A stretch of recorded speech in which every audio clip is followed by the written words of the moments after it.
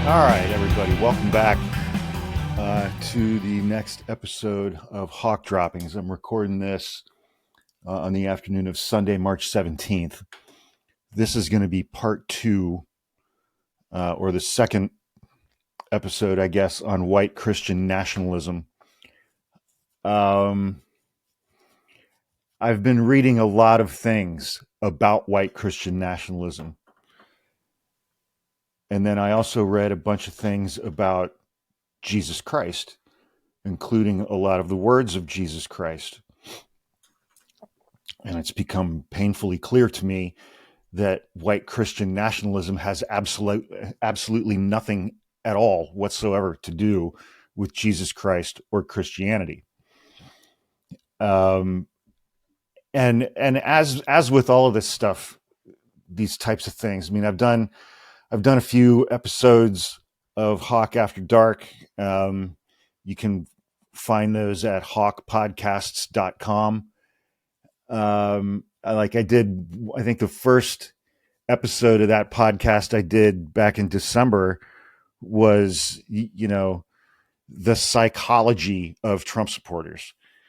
And then I did an episode on what are the personality traits and characteristics and psychology for, evangelicals who have gone this route and have just fully devoted themselves to a politician who bears absolutely no resemblance whatsoever to Jesus Christ or the Lord that they worship. I very much need to understand the why. Why does this exist? Why do these people do what they do? Why is this happening? And in doing that, a bunch of that research for today, for white Christian nationalists, the word that kept coming up over and over and over again was dominance. Because I was just like, what the hell is wrong with these people that they feel like they have some kind of right or obligation, however you want to describe it, to tell everyone around them how they are permitted to live their lives. And that just, before I dove into it at all, I was just like, that concept right there to me indicates a very significant personality disorder that should really be looked at.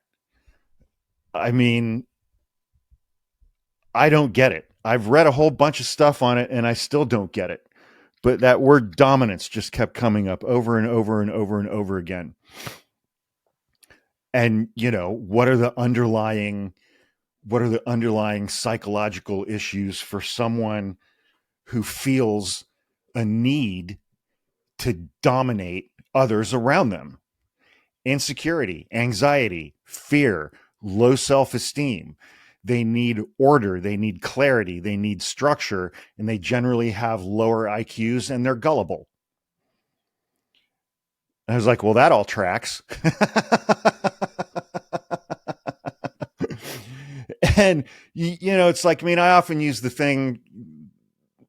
phrase that I have to describe Trump supporters as being dumb, gullible, loud, cruel, easily manipulated, easily separated from their money. And I think, two of those characteristics are they're just loud and rude. And with these dominance personalities, who are in this world of white Christian nationalism, I mean, it's like if you look at them through this different prism of insecurity, anxiety, fear, low self-esteem, low IQ, gullibility, loud, rude, it's just like, it fits like a glove, man. It's the total opposite of O.J. Simpson of, if it doesn't fit, you must acquit. This fits exactly. This fits exactly. And it's like they've taken their own insecurities, their own lack as a human being, as a person in this society, in this culture, and turned that around by coupling it up with Jesus to say, not only do I have the right to take over your life and tell you how to live, God told me that I have to. If I don't do that to you, then I'm being a bad Christian. And it's like, I've tried, I think like 3 or 4 times earlier today to start this episode, and I had to stop because I was just getting angry. And so I'm going to try to get through this without getting too angry.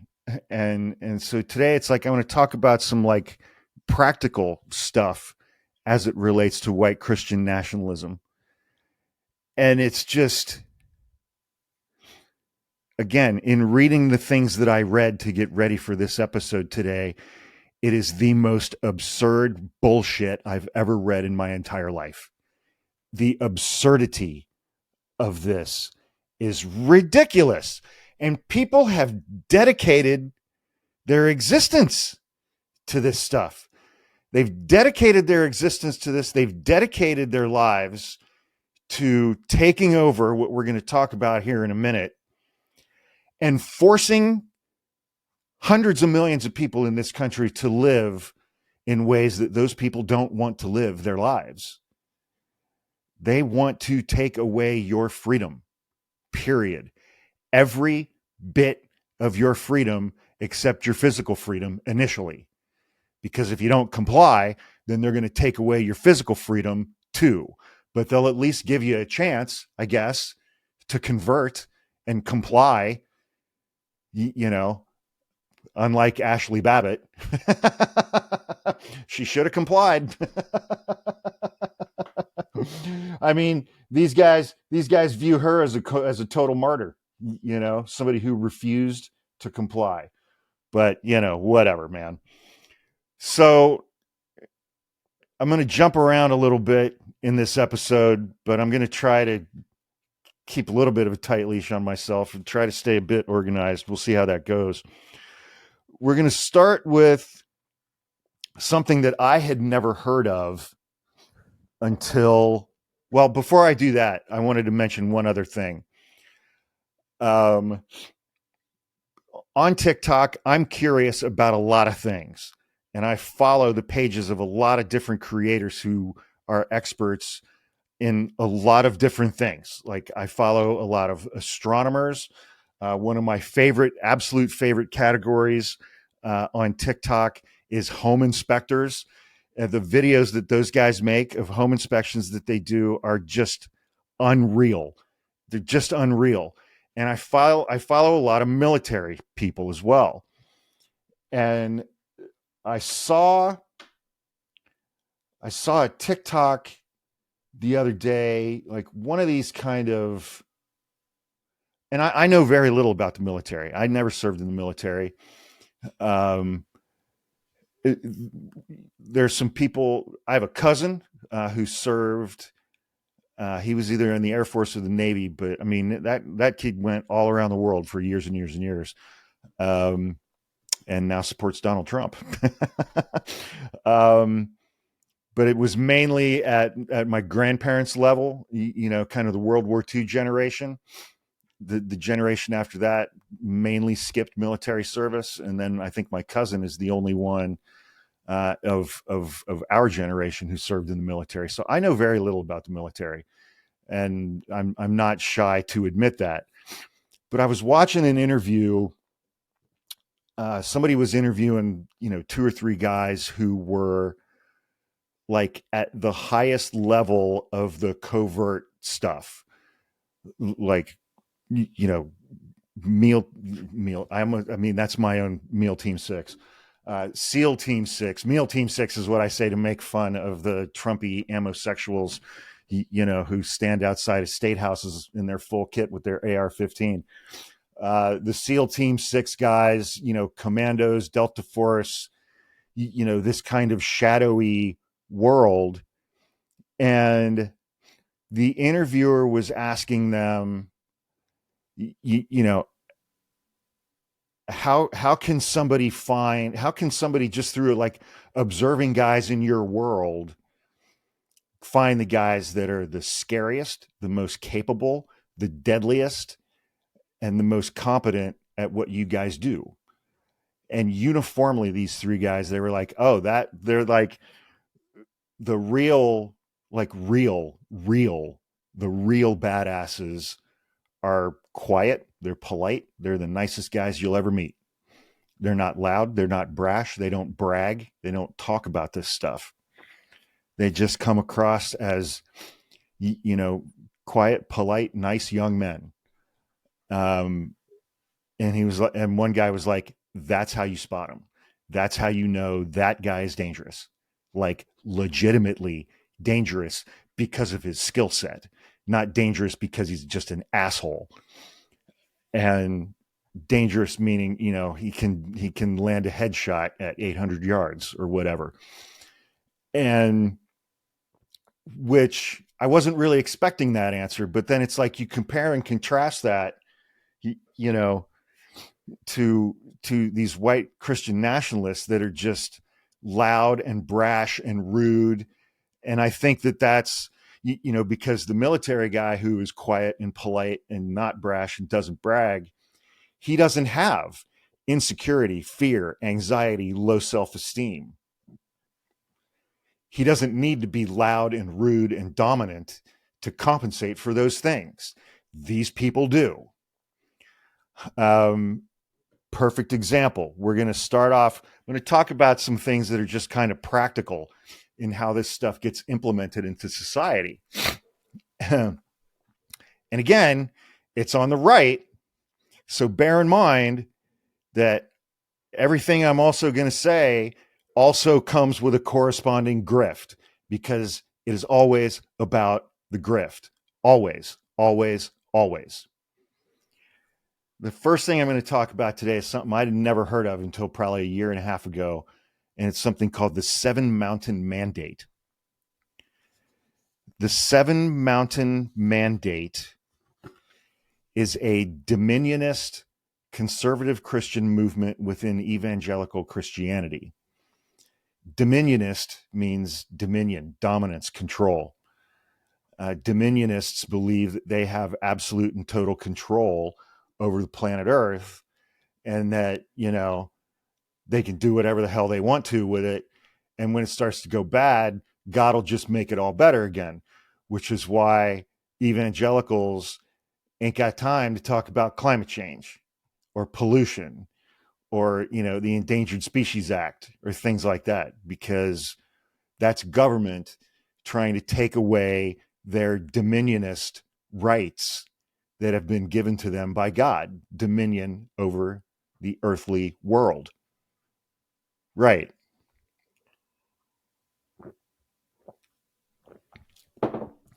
Second, I mean, I'd said earlier, it's hard for me to talk about this stuff without just getting angry and cranky. It's also difficult for me to talk about this stuff because it's all fantasy. It's all fantasy. The Bible is not real. God is not real. And yet millions, and I mean, whatever religion, millions and billions of people around the planet want to base governmental systems on it, on religion. It's just, it's 2024, man. We have computers, we have a space program, we know how to do things like math and science and experiments. Okay. I mean, why hasn't there been another burning bush that could speak in 2,300 years? Why did that only happen once? I don't know. Why did none of these miracles happen again in a time when we have cameras? I'm just spitballing here. The Seven Mountain Mandate holds that there are 7 aspects of society that believers seek to control: family, religion, education, media, entertainment, business, and government. And boy, howdy, if all of those things were, completely under the dictatorial control of somebody like Speaker of the House, Mike Johnson, wouldn't our lives be so much better off? I mean, really. I'm assuming in the family categories where they would put sex, because to them, it's like the only sex you're allowed to have is if you're a straight man married to a straight woman and you're both doing sexual things to one another, not for personal gratification, but because you want her to get pregnant so that you can have a kid. And it's just like the other thing that is just always confounded and confused me about these people, because I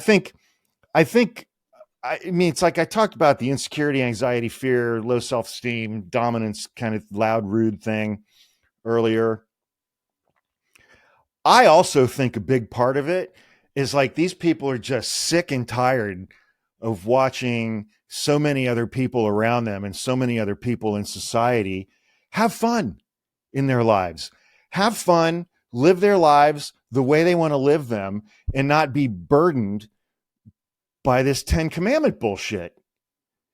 You know, how are these people just out there living their lives, having amazing lives, doing incredibly fun things, but they don't have to do all the things that I have to do in my life, like read the Bible and go to church and tithing and all of this other shit. And if I'm Mormon, I've got to wear the fancy underwear. And it's like, I think that people who are like devout fundamentalist Christians and these type of Christian white nationalists are angry that other people are out there just having fun, and they aren't.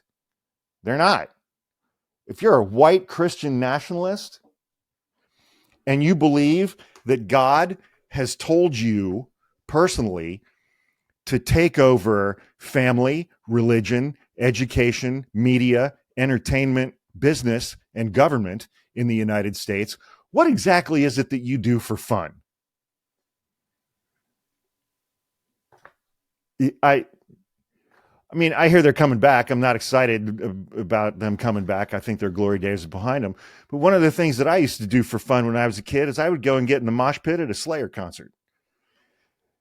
And we would all just beat the ever-loving shit out of each other and have an amazing time doing it. That was fun. That was fun. It was a lot of fun. And I play in bands. That's fun. I used to ride motorcycles. That was a tremendous amount of fun.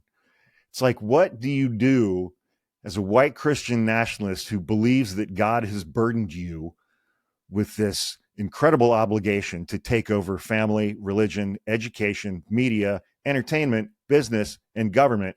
What do you do for fun? I've never understood that. I've just never understood it. And the thing about the 7 Mountain Mandate is like, it wasn't even a thing until 1975. The movement is believed by its followers to have begun in 1975 with a purported message from God delivered to evangelicals Lauren Cunningham, Bill Bright, and Francis Schaeffer, ordering them to invade the 7 spheres of society as listed previously. The idea was not seriously considered for another 25 years. Hey, no shit.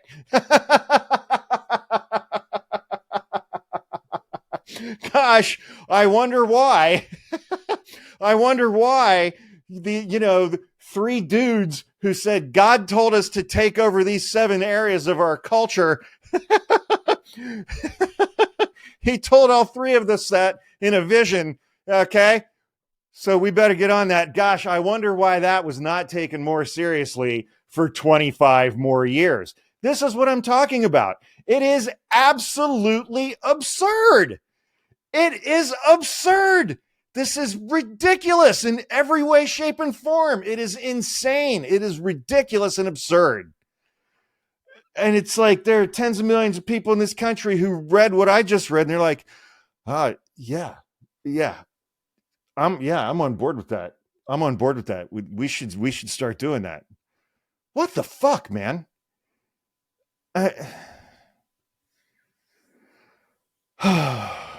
God.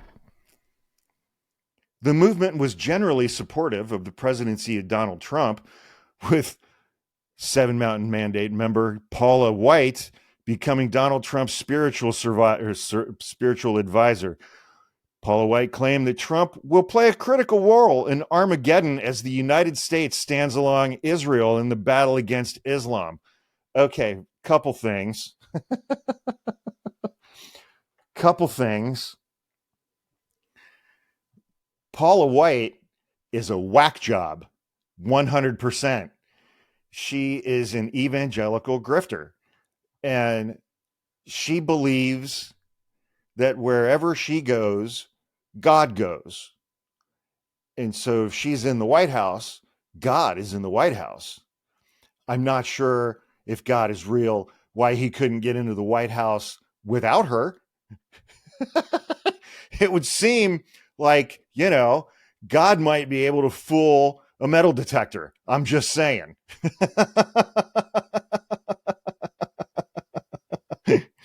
Anyway, her husband, Paula White's husband, is a guy named Jonathan Cain. He is the keyboardist for the band Journey. I think he joined Journey, Jesus, in like 1979 or 1980. And if I'm not mistaken, the very first song that he and Steve Perry wrote together back then was that song Open Arms, that ballad. And, then he goes and marries Paula White. And then like 2 or 3 of the members of the band Journey, like they did something at the White House during Trump's presidency. And the actual founding member who's still in the band, the guitar player, Neil Sean, was like, what the fuck are you guys doing? Don't ever do that again. That's some bullshit. And he shut that down real quick. But it's just like the ego of these people. The ego of these people is just, it's absolutely mind-blowing to me. It's mind-blowing to me. And I found this other thing. I mean, this comes from a religious website. The Seven Mountain Mandate or Seven Mountain Prophecy is a strategy.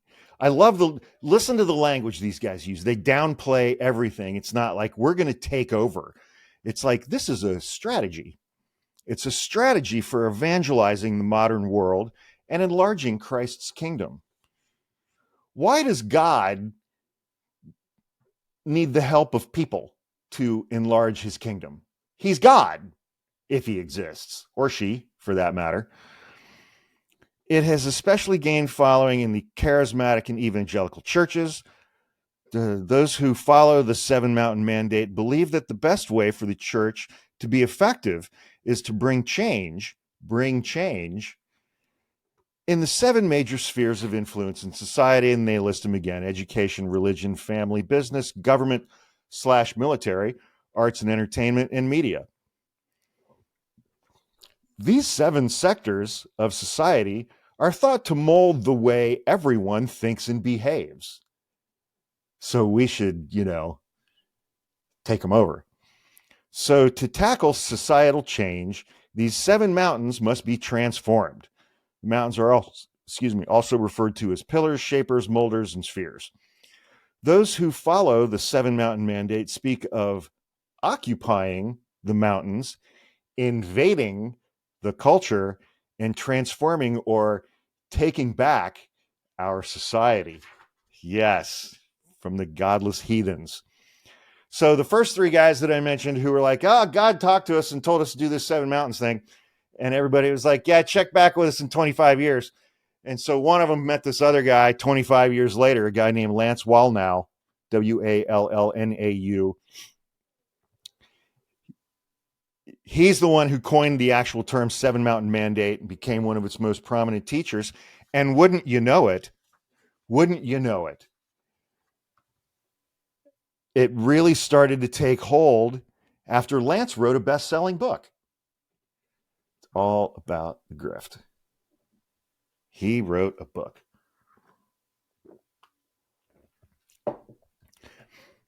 Wallnau adapts the missionary mandate of Jesus to his disciples to go and make more disciples of all the nations into a mandate to effect social transformation. The problem, according to Wallnau, is that Christians are not currently influencing society outside the church. Why would they want to? Why would they want to, and why should they be permitted to? Keep it in your church, dude. There's so many moments when I was reading through all of these things that I was reading through for this podcast where I was just like, leave the rest of us alone. If we want to know about it, we'll ask. Leave the rest of us alone. Stay the hell out of government. And because it's about dominance and because they're coming from places of insecurity, anxiety, fear, low self-esteem, low IQ, and gullibility, they don't have the ability to do that. Because if they don't do what God told 3 other white guys in 1975 to do in doing this to all of you, then they're not being good Christians. It's amazing. Christians have left mountains susceptible to the gates of hell, which are spiritual portals over the kings, influence shapers of those mountains. And it goes on to give some Bible quotes which make absolutely no sense whatsoever to get to this point. It's like, oh, we have to take over the entertainment industry.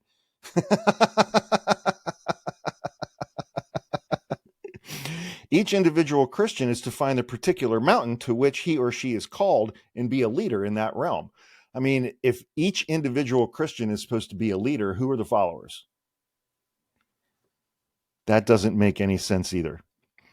This I love. I love the carve-outs. I absolutely love the carve-outs. One caveat to the 7 mountain mandate is that the Lord may do his work any way he sees fit. We have no direct command in Scripture to seek positions of influence in society, only that we make disciples and be Jesus' witness in all the world. Matthew 28:19, Acts 1:18.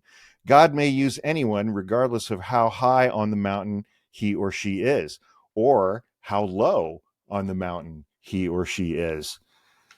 And that right there is how we ended up with our imperfect vessel, Donald Trump. Yeah. The world desperately needs Jesus, and we are to take the message of Jesus into all the world. We need Christian professors, lawyers, CEOs, drill sergeants, newscasters, coaches, painters, chefs, gardeners, police officers, actors, handymen. The list goes on. The church should not shy away from engagement in the world, and all professionals need a gospel witness. Wherever we are and whatever we do, we should work at it with all our heart as working for the Lord. Colossians 3:23. And we trust that Jesus will continue to build his church. Matthew 16:18. Okay. Look, man, worship whatever you want. I mean, I was talking earlier today about the First Amendment. You know, Congress shall make no law abridging the right to practice whatever religion you want to. But Congress shall also not establish a national religion. It's just like, just leave us alone, man. How hard is that? How hard? Apparently, it's impossible for them to do. To, encounter someone who is not a Christian or is not whatever. It's impossible for these people to just leave that person alone. Leave them alone. Period. It's not that hard. And, it's like, but one of the key, and I think I talked about this in the last episode, it's like one of the key driving components of this particular brand of white Christian nationalism is that Christians are always being persecuted. Always being persecuted. And if you're always being persecuted, if you are always the victim, then you're allowed to wait. Where have I heard this phrase over the last several months? You're allowed to defend yourself. Oh wait, yeah. Oh, oh man. It's like I'm an atheist. I leave people alone about shit. It's like, I mean, just give me a break, man. I'm not trying to tell people how to live their lives. And I don't believe that some being has given me the right, the duty, the obligation to tell you what you are and are not allowed to do. And I said this in the last episode too. It's like, when you hear folks like this talk about religious freedom, and just look at the cases that they file in the Supreme Court. Every single case that they file in the Supreme Court bears this out. When you're talking about evangelicals in the United States of America, and they're going the litigation route on quote unquote religious freedom, and every single case will back this up. They are leaving off the two most important words: religious freedom to discriminate. Discriminate against women, discriminate against the LGBTQ community, discriminate against trans kids, discriminate against whoever. They're always leaving off those last two most important words: religious freedom to discriminate. So they want to discriminate against people, and they also want to tell those same people who they're discriminating against, they want to order those people how to live their lives. And they believe that God has given them the right to do that, the duty, and the obligation to do that. Can you imagine? I can't fathom what it must be like waking up every single day believing that God told me to control the lives of other people. It's insane, let alone attempting to base an entire system of government on that. It's all right. I promised myself I wasn't going to get angry. I mean, so another thing that I did, I'll jump around to this here. Another thing that I did was I was just kind of looking at, because these people, white Christian nationalists, evangelicals, very, very, very, very, very much way towards the Republican Party.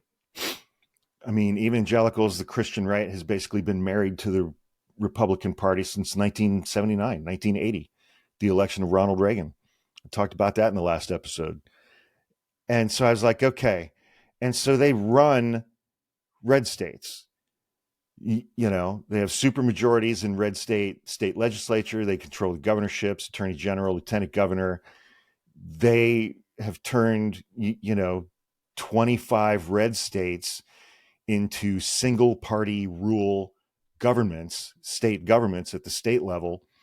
So what are these folks doing in those states that will, further white Christian nationalism and are obviously such incredible examples of the teachings of Jesus Christ?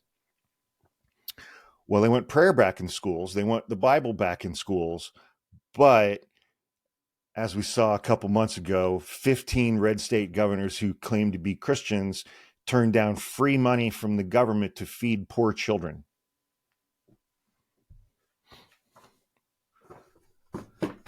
Let's go to the original text from the book of Matthew, chapter 25, verses 35 through 37. For I was hungry, and you gave me something to eat. I was thirsty, and you gave me something to drink. I was a stranger, and you invited me in. I needed clothes, and you clothed me. I was sick, and you looked after me.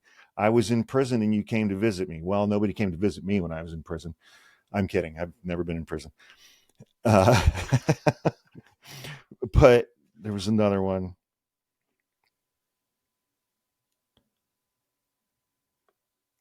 Whoever oppresses the poor to increase his own wealth or gives to the rich will only come to poverty.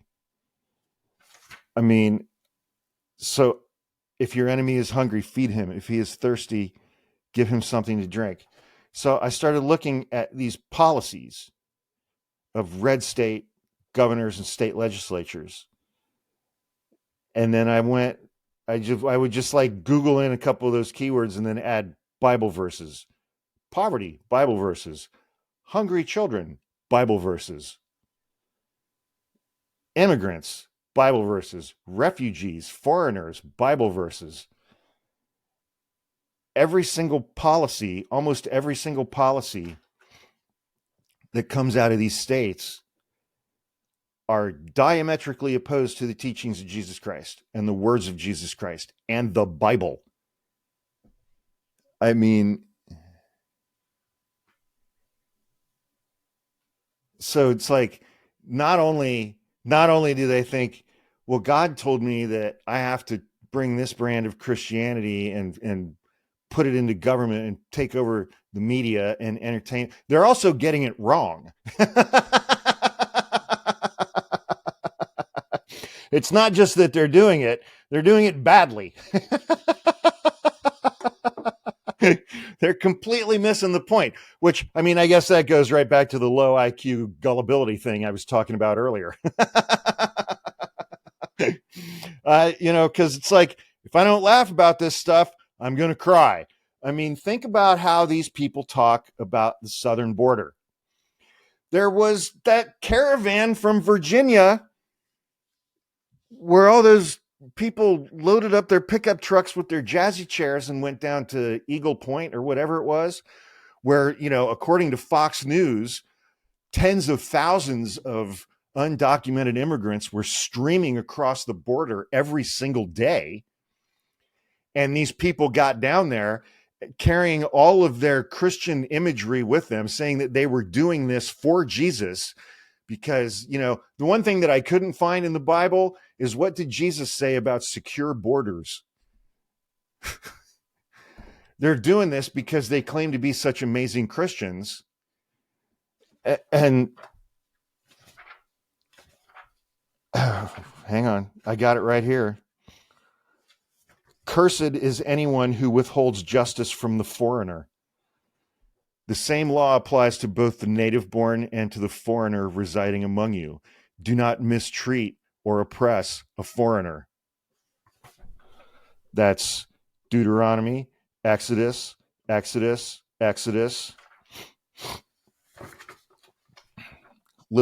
1933.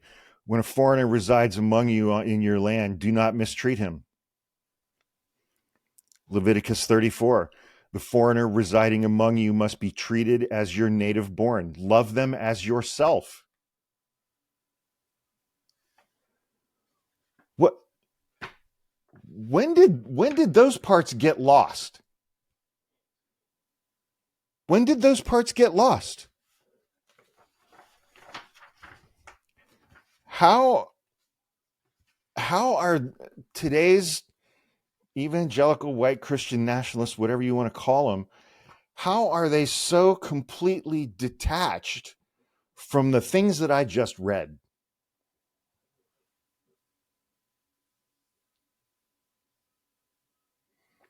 I don't understand it. I don't understand it at all. I don't understand it. But, the reality of it is that today, in 2024, it's part of Agenda 47 on Donald Trump's website, which is basically just a bastardized version of Project 2025 from the Heritage Foundation, about what these hard right evangelical Christian white nationalists want to do in a second Donald Trump term. And if you want to learn more about Project 2025, that was the very first episode. That was the debut episode of Hawk Droppings that we put up, that my brother and I put up on January 14th. So 2 months ago. That was the very first episode. I did the very first episode all about Project 2025 and its white Christian nationalism, only in the form of a policy paper to be implemented at the executive branch level of the federal government. It's absolutely terrifying. It's absolutely terrifying to think what these people will do if they get into control. Because if Donald Trump gets reelected, Donald Trump doesn't care. He doesn't give a shit about being president again. He doesn't care. He doesn't care at all. He cares about staying out of prison, period. He's running for reelection explicitly as an outlaw trying not to go to prison. And he may win, which I think says a lot more about our electorate than it does about him. if he wins, he doesn't give a shit about evangelical policy ideas for the Department of Education. He could give two shits about that. He wants to get his hands on the Department of Justice and start punishing people he doesn't like and putting them in prison. He is going to turn every other piece of the executive branch and its 2.5 million employees over to people like this. The Department of Energy, the Department of Education, the Department of Natural Resources, the Department of Housing and Urban Development, the NIH, the CDC. He's going to turn all of those departments over to white Christian nationalists who are loyal to him. And he's going to be like, you guys go do whatever the hell you want. I don't do whatever. I don't care about that. I've got the DOJ and I get to pick the attorney general now. And I get to pick a new director of the FBI. That's all he cares about. And I get to stay out of prison. That's all he cares about. And these potatoes think that Donald Trump was selected by God. Well, then who did God select in 2020 when Joe Biden won? Oh, that's right. 70% of them think the 2020 election was stolen. I guess God was asleep that day when he let that happen. It's just, and again, it's all fabricated, made up bullshit. It's all fabricated, made up bullshit.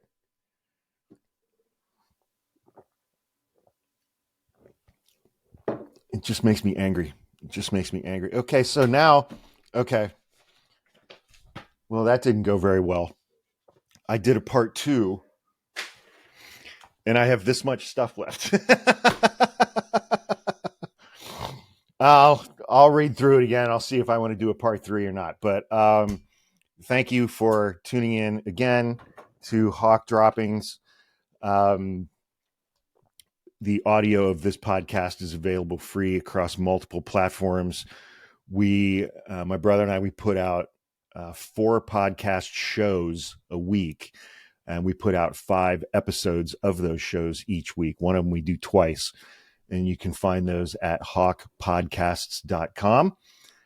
We have our own page, and we also have a merch store where you can get your Full Potato Friday merch and your Cletus P. Twat Waffle merch at hawkmerchstore.com as well. You can always find me on TikTok. Just look for MDG650 Hawk and go down the rabbit hole.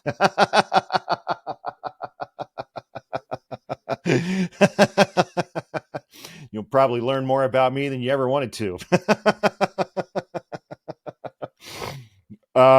Yeah. Okay. So again, as always, an absolutely massive thank you and similar amount of gratitude for my brother Falcon, without whom none of this would be possible and none of it would be happening. And a huge shout out, as always, to our buddy Wiseacre for his incredibly gifted artistic skills, for the artwork and the graphic design that he has provided us to us for these podcasts. And as always, thankful for my brother from another mother, my buddy Anu, for letting us use his music for the intros and the outros. So, in closing, this will probably be released on March 18th, 4 weeks from that day. 4 weeks from tomorrow, 4 weeks from Monday, will be the start of Donald Trump's first criminal trial in Manhattan, 34 felony counts. He ain't weaseling out of this one, folks. It's going forward. And within 4 to 6 weeks of that date, of that start date, Donald Trump will be convicted on multiple felony charges. It's going to happen. That case is a lock. It's just going to happen. So take that little happy piece of good news with you through the week. I hope everybody has an amazing and safe week. And, keep an eye out for the potatoes. All right. I'll talk to you guys soon. Thanks again for tuning in.